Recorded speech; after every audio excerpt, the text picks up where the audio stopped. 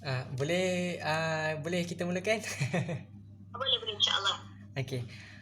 Bismillahirrahmanirrahim. Alhamdulillahirabbil alamin wassalatu wassalamu ala asyrafil anbiya'i wal mursalin wa ala alihi wa sahbihi ajma'in. Rabbi shrah li sadri wa yassir li amri wahlul 'uqdatam min lisani yafqahu qawli. Amin ya rabbal alamin. Okey, Assalamualaikum warahmatullahi wabarakatuh.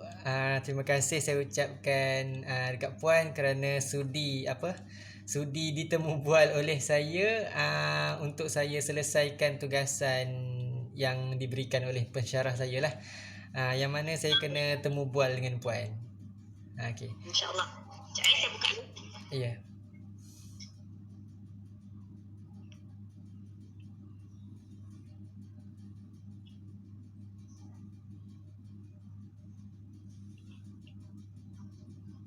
Okey.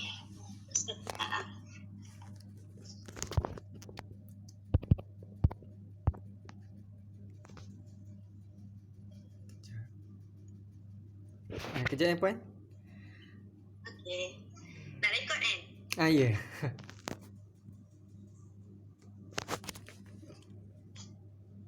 Okey, baik.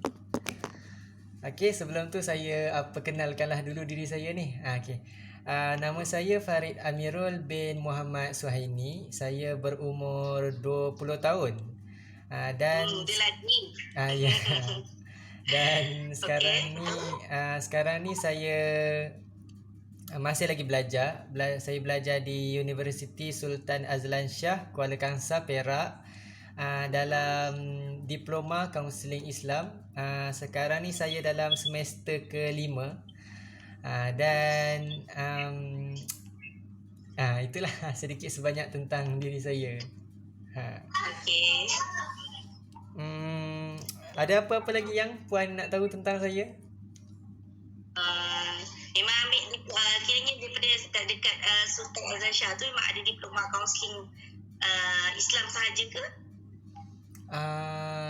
Ya, kalau jenis kaunseling ni memang cuma ada kaunseling Islam je yang diploma.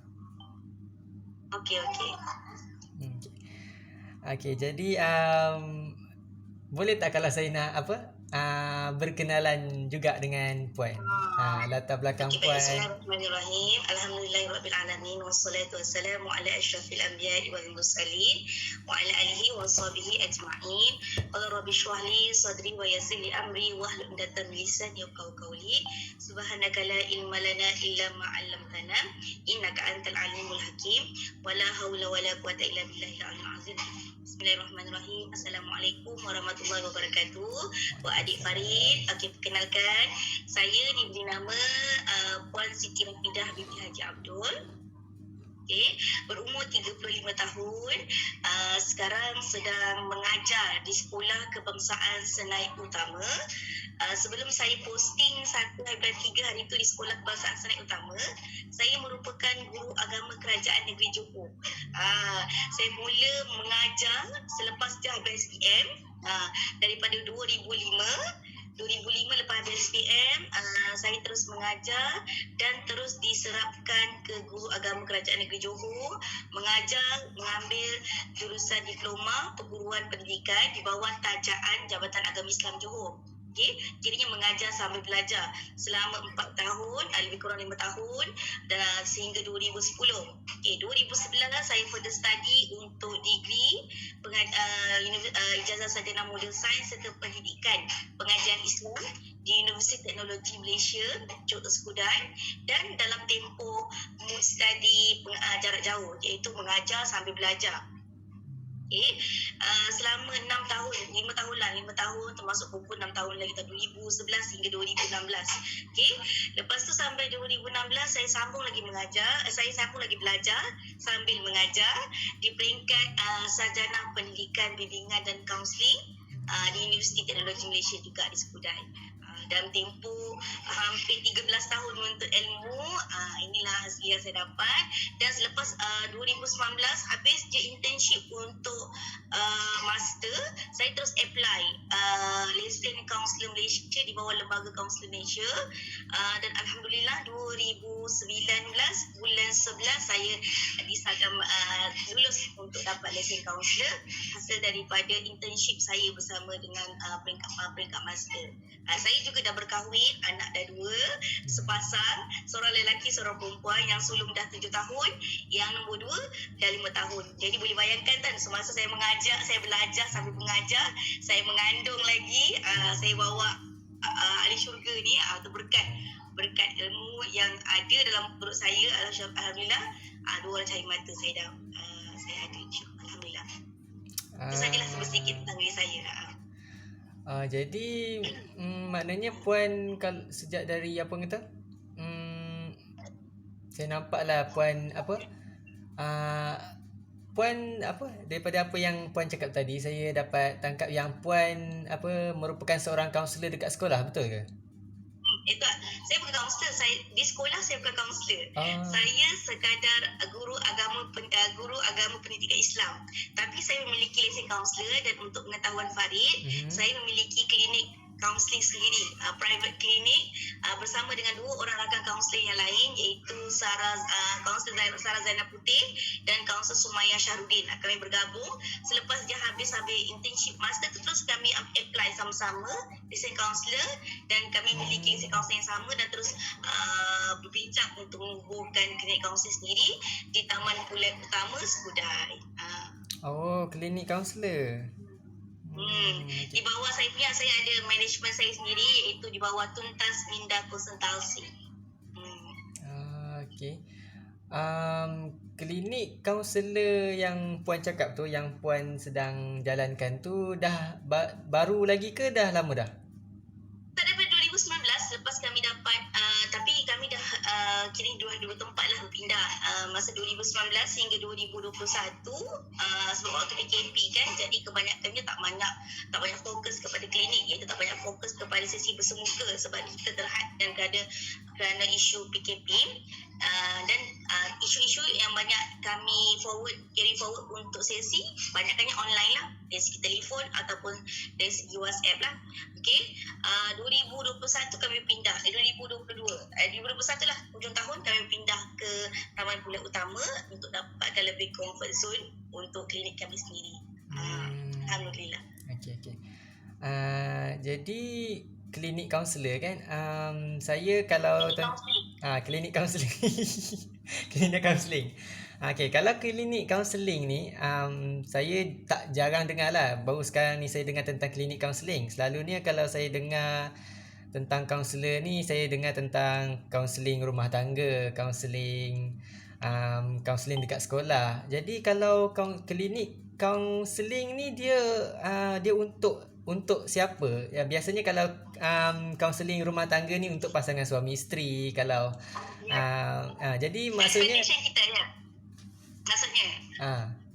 Maksud Farid, expectation pada klinik kaunseling kita orang sendiri. Ya. Yeah. Betul. Okey, baik. Kalau dia kata private umum. Sebab itu kelebihan yang ada pada klinik kaunseling. Jadi kami kena meneroka ilmu yang berbagai sudut dan keadaan, dari sudut isu rumah tangga mungkin. Sebab tu kami bergabung 3 orang. Di mana kaunselor Sarah Zainab Putih, maklumkan kat IG dia sangat popular. Dia expectation dia kepada rumah tangga, suami isteri. Okay. Tapi dalam masa yang sama, kami berdua ni tak belajar proses bagaimana menangani isu-isu berkaitan tentang isu rumah tangga. Manakala saya, expectation saya berkaitan dengan remaja, parenting. Jadi mereka berdua belajar dengan saya macam mana nak menangani isu-isu berkaitan dengan parenting, dan student berkaitan dengan undang-undang, macam mana kes juvana nak dilibatkan dengan mahkamah, apa semua kita itu expectation saya. Manakala kaunselor Sumaya pula expectation berkaitan mental health. Okay? Jadi kami berdua belajar dengan dia bagaimana kalau kami dapat klien yang berkaitan tentang mental health, kami rujuk dulu. Dan kami akan ada bahan-bahan bacaan yang kami kena baca. Dan sebenarnya kelebihan kaunselor ini dia sentiasa meneroka ilmu. Yeah. Dia sentiasa kena ada sentiasa refresh knowledge untuk dia hadap isu-isu yang dia bakal hadap. Okay? Dia tak boleh terus terjang saja. Kaunselor kena sentiasa berilmu untuk hadap dengan klien, isu klien. Jadi kita tak adalah macam mana nak kita bela, tak ada.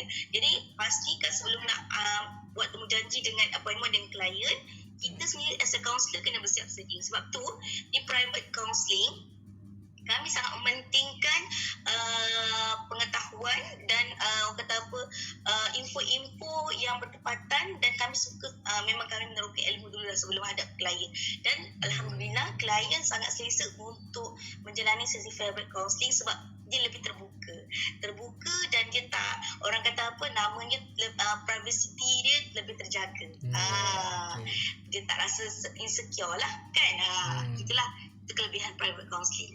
Tapi sebenarnya tak dinafikan dalam masyarakat kita untuk melalui private counselling ni sangatlah, orang kata apa, stigma masyarakat sangatlah masih lagi merunduh jauh. Masalah seolah-olah kalau melibat kaunseling ni, stigma mereka menganggap bahawa mesti masalah orang ni, ada mesti individu ni something wrong somewhere. But actually sebenarnya kaunseling ni dia boleh kecelikan akal kan, memberi rasional akal, yang mana setiap orang mengalami stuck. Kadang-kadang kita tak tahu nak pilih yang mana, betul tak? Jadi sebenarnya bukan orang yang mengalami mental health saja yang pergi counselling. Kadang-kadang orang yang positif pun perlukan pandangan, saranan, cadangan kan. Itu peranan kaunselor di private counselling lah pada saya lah. Sebab tu kami tekad untuk melakukan private counselling sendiri.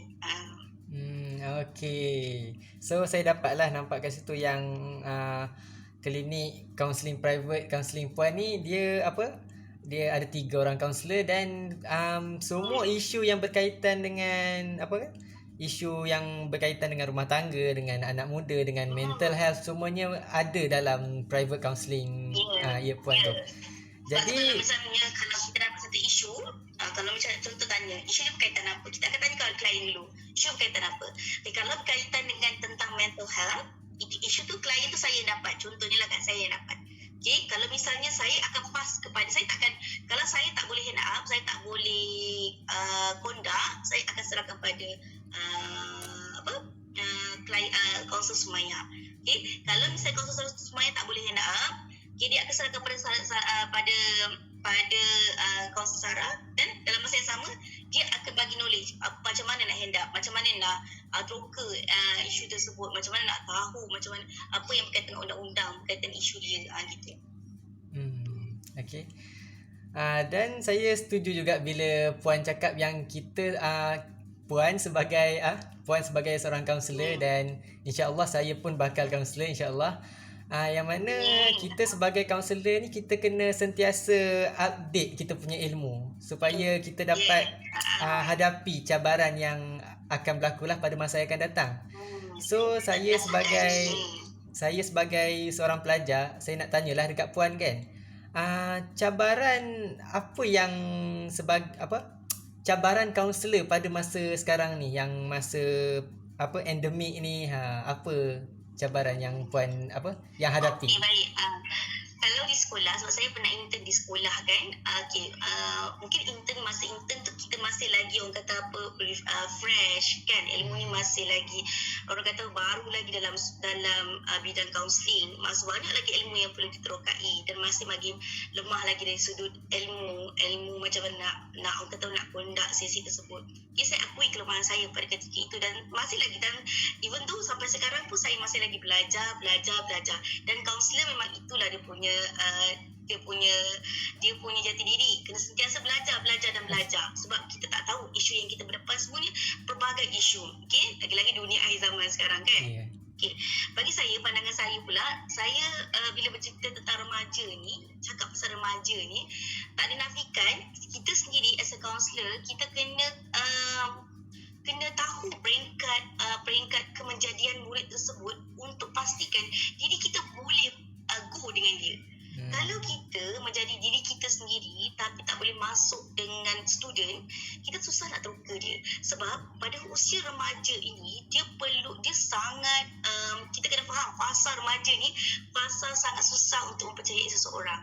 Kan? Tapi bila kita sangat orang kata apa, welcome dia, sangat memahami dia, sangat orang kata masuk dalam jiwa dia, kat situ slow-slow dia akan mula menjadikan kita kawan, menjadikan kita orang yang dipercayai untuk dia memahami kita. Dan apa yang terjadi pada saya masa saya intern hari tu, masa saya intern, permulaan intern pada masa nak ambil master tu, saya akui saya kurang ilmu. Jadi masa nak menghadap sesi tersebut, saya berdepan dengan isu pelajar tingkatan 1 yang ada chronic mental health, depression yang kronik. Kata apa, major depression disorder. Macam mana kita kenal pasti, kita tahu kan sebelum kita nak screening pelajar, kita akan melalui peringkat DAS. Pelajar akan melalui sesi DAS kan. Bila dia melalui sesi DAS dan keputusannya sangat teruk. Tapi pelajar ni pada awal kalau tengok daripada segi penampilan fizikal yang biasa, dia sangat intelligent person, student yang intelligent. Lepas tu dia pelajar yang ke depan, pelajar yang kelas depan. Jadi dia punya kelemahan itu tidak dapat dikenal pasti sebenarnya selama ini. Masa saya masih intern tu dah hujung tahun. Tapi dia willing to share. Sebab permulaan saya mengadakan orang kata promosi untuk mengadakan sesi tu, saya menjadikan semua pelajar-pelajar tingkatan 1, tingkatan 2 dan 3 sebagai kawan. Dan kita masa kita promosi tu, kita mesra dengan dia. Kita mesra dan mengambil masa dalam tempoh 2 minggu juga untuk mengambil masa untuk mesra dengan mereka, untuk jadikan mereka kawan. Macam-macam aktiviti lah saya involve untuk pastikan mereka rasa selesa dan selamat dengan saya. Dan Alhamdulillah program itu berhasil dan dapatannya pelajar itu willing untuk datang ke bilik kaunseling untuk serah diri mengadakan sesi. Sebab waktu dalam program itu saya ceritalah, saya willing untuk berada bersama mereka, apa semua, kongsi apa-apa isu yang mereka hadap. Dan kadang-kadang ada benda yang mereka pendam yang tak boleh nak luahkan, yang makan diri tanpa disedari. Mungkin benda tu, ayat-ayat tu buat dia terkesan dan program-program tu buatkan dia rasa selamat dengan saya, dan dia dan bila dia buat screening, dia willing untuk sharing apa yang dia rasa dengan saya, dengan guru kaunseling sekolah tersebut. Bila mana dia buat screening tu, guru kaunseling tu nak ambil, tapi dia cakap dalam kaunseling untuk dia nak buat sesi, lebih rela dia nak buat sesi dengan saya. Jadi bila buat sesi tu, sepanjang intern lah, hampir 8 sesi saya bersama dengan dia. Dan end up-nya saya rasa tak boleh go on dengan dia sebab selepas dia 8 sesi tu banyaklah peristiwa berlaku dan ada juga turun naik dia punya perubahan. Cuma untuk nak ke 7-8 sesi tu, gap yang lama saya mengadakan sesi dengan dia, rupa-rupanya dia dah bergantung tali dengan saya. Sekiranya tak melakukan sesi, dia rasa macam kosong. Dia rasa tak ada orang yang sayangkan dia, tak ada orang yang bersama dengan dia. Jadi saya rasa perubahan diri dia dah tutup setakat itu, dan saya bincang dengan guru kaunseling untuk dia dirujuk kepada pakar psikiatri. Itulah.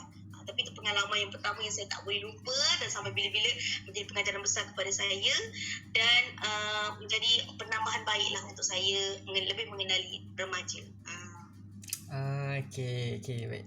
Saya nampak lah kat situ kan, yang mana Puan cakap antara cabaran-cabaran kaunselor pada masa kini adalah kita nak buang gap antara kaunselor dengan klien. Kita nak bagi nak bagi kaunselor. Tapi kena pastikan untuk buang gap tu, kita kena pastikan waktu bersama dengan mereka kita buang gap. Tapi bila berada dalam sesi, kena pastikan ada bonding juga. Sebab macam saya cakap tadi kan, bila mana dia dah terlalu menganggap saya ni terlalu meaningful pada diri dia. Jadi kat situ dah nampak kesilapan saya sehingga tak boleh menimbulkan boundary, sehingga tak boleh nampakkan perbezaan klien dan kaunselor dalam satu hubungan. Dia dah bergantung harap dengan saya. Kat situ kesilapan saya, yang mana saya perlu alert selepas itu untuk pastikan waktu di sesi perlu peringatkan sentiasa kepada klien. Bagaimana hubungan dia dengan kita, walaupun mesra macam mana sekalipun dia dengan kita, dia rasa selamat sekalipun dengan kita, kena ada boundary. Okey, baik. Kalau puan nak tahu tugasan yang tembubuan yang saya buat ni sebenarnya di apa ke saya dapat melalui kelas khusus etika kaunseling. Yang mana kalau bila kita bercakap tentang etika kaunseling, yang paling famous bagi saya lah bila cakap tentang etika kaunseling ni, apa yang saya dapat gambarkan dalam fikiran saya adalah etika kerahsiaan. Dan yang etika kerahsiaan ni sebenarnya dia tak didedahkan sangat kepada masyarakat. Mungkin sebab itulah yang masyarakat ni dia mungkin salah anggap, salah sangka. Dia cakap tak selamat lah, boleh apa viral lah, macam-macam lah. Jadi bila kita bercakap tentang etika ni, pernah tak puan hadapi apa-apa isu etika dalam kaunseling? Bohong lah cakap tak pernah. Lagi-lagi kalau lagi-lagi kita terhad dengan sesi online. Okay, kadang-kadang kita nak maklumkan pada persetujuan kan, sebelum melalui sesi kita ada buat persetujuan kan, kita nak maklumkan permulaan persetujuan tu, kita cakap ini adalah rahsia dalam sesi kita adalah rahsia, di mana apa saja perkongsian yang klien kongsikan kita tak boleh sama sekali, even though saya dan atau klien tak boleh sharing sama sekali dengan orang luar kan. Jadi itu menjadi salah satu kesalahan di pihak saya ataupun klien untuk menceritakan apa sahaja perkongsian dalam sesi tersebut kepada pihak luar. Tapi apa yang terjadi bila melibatkan telefon ni, kita tak pasti, kita tak nampak kan apa yang klien tu buat kan, dan kita tak tahu yang rupanya dia buka loudspeaker ke apa ke kan. Jadi lagi-lagi isu suami isteri lah. Saya pernah lalui isu suami isteri, di mana isu isteri yang pergi kaunseling. Saya dah maklum kepada dia, suami dia maklum dia pergi kaunseling, tapi saya maklum kepada isteri dia. Sesi ini adalah dia dengan saya sahaja dan kena jadi privacy. Maksudnya suaminya tak perlu tahu apa yang kita sharing, apa yang kita kongsi. Kita takut bila mana benda yang dia tahu, dia jadi unfinished business. Sebab luahan yang diluahkan pada suami dan ataupun isteri jadi benda yang orang kata benda yang tak puas hati. Dan bila si isteri dia dengar, dia rasa macam tercabar. Kan, suami dia dengar rasa tercabar. Kan?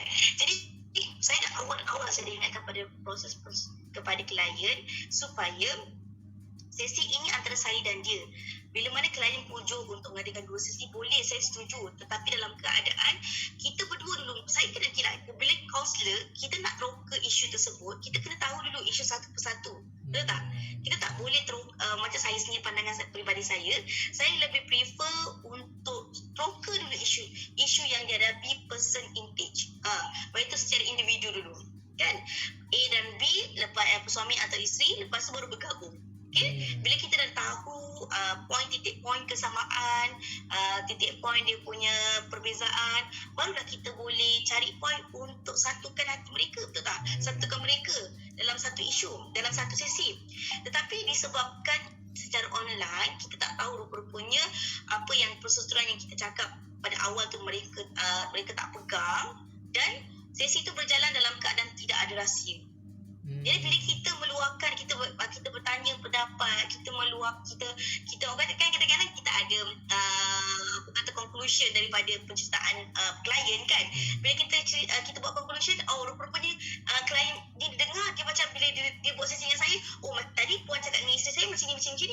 Saya jadi macam kat situ jadi macam tak, saya terus apa yang saya buat bila adanya terjadi etika rahsia itu dah tak terjaga, saya terus stopkan sesi. Saya cakap, bila mana anda tidak menghormati etika kerahsiaan yang saya tetapkan, minta maaf, saya tak boleh further lagi dengan sesi tersebut. Saya kena tegas lah. Sekiranya saya tak tegas, isu ini yang terjadi bila mana dia menganggap bahawa kaunselor ini sebagai seorang yang tak boleh menjaga sesi kerahsiaan, ataupun dia tak boleh dia senang menceritakan atau mencanang cerita kepada orang lain. Sebab kita tak tahu kan, orang kan kadang-kadang kita menjaga tapi pihak dia tak menjaga, tapi fitnah boleh berlaku macam-macam. Jadi saya ambil pendekatan untuk terus stopkan sesi, walaupun ketika itu mereka berbayar pada saya pulangkan balik lah. Gitu. Okay. So isu kalau berkaitan dengan isu etika kerahsiaan tu biasanya mungkinlah berlaku, antara sebabnya mungkin berlaku disebabkan oleh kita terpaksa buat sesi secara online kan. Jadi kita nak apa kata? Nak kita tak tahu kan klien kita tu tengah duduk seorang ke tengah duduk ramai-ramai, kita tak tahu. Jadi kerahsiaan tu dia tak kuat sangat, kerahsiaan tu. Kan. Jadi kat situ saya, tapi apa-apa pun bagi saya, macam kami ada consent form kan. Perjanjian di antara klien, even though kita buat secara sesi online sekalipun. Okay, saya ada bila dia buat booking slot dengan saya, apa yang saya buat, saya akan bagi walaupun secara WhatsApp, secara dalam kandungan WhatsApp. Okay, saya akan bagi consent form yang mana dia maklum bahawa sesi ini berada di antara dia dengan saya. Jadi bila saya stopkan sesi, dia pun tak boleh bertindak atas saya sebab dia dah maklum tentang consent form yang saya maklumkan pada dia pada awal-awal lagi. Maksudnya ada perjanjian hitam putih dengan saya kan. Jadi bila kat situ dia yang bersalah. Kalau ikutkan undang-undang, saya boleh je setuju kan kalau saya nak kan. Tapi kita fikirkan kemanusiaan, tak adalah sampai peringkat nak kata apa, nak sama menyaman kan. Okey. Tadi masa saya tanya Puan tentang cabaran kaunselor pada masa kini, Puan ada cakap yang Puan masa intern kot kalau tak silap. Puan ada cakap yang ada yang klien Puan seorang student, dia sangat intelligent tapi dia ada masalah mental health. Jadi saya nak tanya Puan, adakah itu kes yang paling sukar yang pernah Puan lalui ataupun ada lagi? Sebab saya perlu tahu, saya dikehendaki untuk bertanya Puan. Saya nak Puan saya minta Puan berkongsikan tentang kes yang paling sukar yang pernah Puan hadapi dan macam mana Puan atasi kes tersebut. Pada saya selagi kita bernama kaunselor, semua isu adalah isu yang kita sama-sama kena take care, kena concern. Bagi saya lah. Tapi bagi pandangan saya sendiri, untuk tanya apa sesi yang paling, isu yang paling berat, pastilah untuk diri saya adalah isu yang saya cakap tadi lah, awal tadi, yang berkaitan tentang pelajar tersebut yang mengalami mental health. Sebab apa? Sebab sesinya panjang saya lalui. Pertama kali saya melalui isu yang berat, dan pertama kali saya melalui isu yang mengambil tempoh yang sangat panjang untuk kondak sesi tersebut. Dan dalam masa kondak tersebut pelbagai drama, pelbagai topik yang dibincangkan, pelbagai pengetahuan yang saya perolehi, okay? Dan pelbagai update ilmu yang saya dapat berkaitan tentang isu tersebut. Daripada isu tersebutlah saya dapat conclusion bahawasanya setiap orang dia ada isu dia tersendiri. Even though macam pelajar tu, walaupun dia 13 tahun, okay, rupa-rupanya isu dia dah makan dalam bila mana melibatkan daripada childhood dia lagi, daripada usia zaman kecil dia lagi. Macam mana zaman kecil dia diejek, dia dipulau, walhal dia seorang yang sangat cantik, sangat pandai. Okay, macam mana dia punya low confidence level tu jadi low sangat, sampaikan dia rasa macam semua orang mengecam dia, semua orang menganiaya dia. Tetapi dari segi pemikiran dia tak, bila nampak dari sudut pandangan biasa, orang tak boleh nampak sebab dia sangat pandai. Macam mana dia punya perwatakan tu dia boleh mainkan dengan cukup baik. Nampak tak? Kat situ pun pada saya lah, itu sebab tu bagi saya hadapi isu-isu berkaitan dengan rumah tangga ke, walaupun berat, sebab kita dah berumah tangga, saya boleh hadap lagi. Tetapi kenangan melalui sesi yang bersama dengan pelajar tersebut memang memberi impak yang besar kepada saya. Lagi-lagi waktu saya intern lagi, baru lagi kan, knowledge masih sikit lagi, memang memberi kesan yang besar pada dalam kehidupan saya sebagai kaunselor. Tapi itu salah satu input, titik awal, langkah awal untuk saya pesan pada diri saya, sentiasalah update knowledge untuk hadap isu-isu klien. Okay. Puan ada tak apa, yalah Puan kan kaunselor dah mungkin dalam 2019, 20, 21, 22, dalam 3 tahun macam tu. So Puan ada tak apa pesanan untuk saya dan bakal-bakal kaunselor yang lain, insya-Allah? Pertama, enjoy your journey. Kena rasa suka. Sebab pada saya, okay, untuk pengetahuan Farid, saya latar belakang saya adalah pendidikan dan lebih prefer kepada guru. Namun saya daripada peringkat sekolah lagi, saya ada kenangan apa yang menyebabkan saya memilih pendidikan kan. Daripada peringkat sekolah lagi, saya lebih menjerumus kepada PRS, iaitu pemberakan sebaya. Saya sangat, orang kata kita kenal diri kita sendiri kan, personality kita yang sangat concern, yang memang personality saya suka kepada memahami jiwa kawan-kawan, rakan-rakan, dan kawan-kawan saya personality saya dikenali oleh sekeliling. Dan mereka maklum bahawa saya lebih prefer dan saya kecenderungan saya ke arah mana. Namun disebabkan dorongan atau doa ibu, saya memilih guru sebagai langkah cita-cita saya permulaan cita-cita saya. Namun dalam masa yang sama saya tetap teroka ilmu yang saya cita-cita yang saya mahukan, iaitu kaunselor. Sebab saya memang cenderung daripada awal lagi, tetapi tak ada berkesempatan. Namun bila sampai peringkat master, suami izinkan untuk further study peringkat yang saya suka. Kalau ikutkan saya dapat tawaran ke peringkat sarjana pendidikan falsafah Islam. Tapi macam saya cakap tadi, kecenderungan saya ke arah itu, dan Allah pun mudahkan dengan doa restu suami. Jadi saya teroka ilmu tersebut, dan Alhamdulillah saya dapat dilesai kaunselor. You know what? I always fall in love in general counselling. Always. Sebab itulah jiwa saya kan. Sebab tu apa yang saya nak sampaikan kepada adik-adik, pastikan adik-adik enjoy dan nikmati peranan kaunselor yang sebenar. Bila adik-adik dapat rasa macam mana perjalanan journey sebagai seorang kaunselor, you dapat rasa, memanglah kita tak rasa kita lebih baik, tidak. Tapi you dapat satu perkara yang memberi macam saya, kita ada prinsip diri kita, khairun nas anfa'un nas. Sebaik-baik manusia memberi manfaat kepada manusia lain. Bila kita dapat memberi manfaat kepada manusia lain tu, kita dapat satu rasa nikmat yang tak boleh terkata. Rasa puasnya yang Allah kasih perasaan tu dalam hati kita. Bila kita dapat membantu orang bagi kecelikan akal, kesedaran, jalan yang betul, jalan yang positif. Kita sebenarnya dalam masa sama kita mengajar diri kita juga untuk pilih jalan yang betul seperti mana yang kita cakap pada orang lain. Kan itu memberi manfaat yang besar kepada orang untuk ubah dia punya cara hidup, cara paradigma hidup kan, untuk lebih baik. Dan sebenarnya bila jadi baik, pahala itu pun bersalah kepada kita juga. Jadi enjoy ya journey, buat benda yang kita rasa memberi manfaat kepada orang lain, bukan sekadar untuk diri kita saja, memberi manfaat kepada orang lain.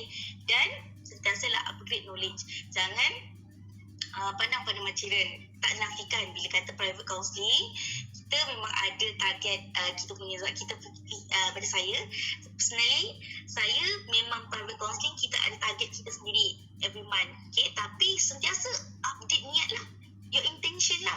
Sebab kadang-kadang kat situ sebenarnya tak nafikan, bila Allah datangkan kenikmatan, kemewahan, di samping yang sama Allah uji kita juga dari segi niat kita. Pastikan niat kita betul, selarikan niat kita dengan Allah untuk pastikan kita ni ada datang manfaat kepada orang lain. Itu sahaja dari saya lah. Okay? Teruskan usaha untuk menjadi kaunselor, sebab kita kekurangan sangat kaunselor Islam, kaunselor orang Islam. Sebab majoriti sekarang banyak kaunselor yang non-Muslim. Kita risau bila banyak sangat non-Muslim yang conquer dalam isu kaunseling ni, bidang kaunseling ni. Kita risau dakwah kita kurang disampaikan. Dengan dakwah dan kaunseling pun kita boleh sampaikan dakwah juga. Itu penting. Okay? Dan daripada saya yang masih cetak ilmu lagi, apa yang baik semua datang daripada Allah, dan apa yang lemah datang daripada kelemahan saya sendiri. Okey, baik. Terima kasih Puan sebab sudi bagi nasihat, bagi sharing pengalaman dan dan macam-macam lagi lah. Banyak yang saya dapat melalui sesi temu bual dengan Puan pada hari ini. So sekali lagi saya ucapkan terima kasih dekat Puan kerana sudi temu bual dengan saya. Okay. Terima kasih juga untuk Farid atas jemputan interview ni. Apa yang macam saya kata tadi, apa yang baik semua daripada Allah, dan apa yang lemah daripada kelemahan saya sendiri, yang masih banyak sangat cetek sangat ilmu dalam kaunseling ni. Masih banyak lagi perlu saya teroka, saya dalami, saya itulah proses kaunselor. Kena sentiasa update ilmu. Kita sama-sama teruskan perjalanan sebagai seorang bakal kaunselor. Nikmatilah perjalanan kaunseling yang perjalanan isu-isu kaunseling yang sebenar. Sebab bila awak ada masuk dalam dunia kaunseling, kadang-kadang benda yang kita tak sangka akan terjadi. Contohnya macam isu-isu yang kita akan depan ni, kan? Sebab kita biasa berdepan dengan isu-isu yang ringan saja. Contohnya bila berdepan dengan isu-isu remaja terutamanya kan, pedofilia kan, rogol, isu-isu gejala sosial, banyak-banyak kan kadang-kadang tak sampai di akal. Sebab kita punya circle tak seperti itu. Tapi as a counsellor, jangan cepat label, jangan cepat menilai, jangan cepat menjudgemental orang. Itu yang penting. Okay? Itu sajalah daripada saya. Apa yang baik semua daripada Allah dan apa yang buruk daripada kelemahan saya sendiri. Saya mohon maaf sekiranya sepanjang sesi interview ini ada salah silap saya, terkasar bahasa, terkuris hati. Saya mohon maaf, dan apa yang saya kongsikan semoga mendatangkan manfaat yang besar untuk Farid dan semua, insyaAllah. Okey, baik. Okey, kalau jumpa lagi. Okey. Assalamualaikum warahmatullahi wabarakatuh. Waalaikumsalam warahmatullahi wabarakatuh. Terima kasih Puan. Okey.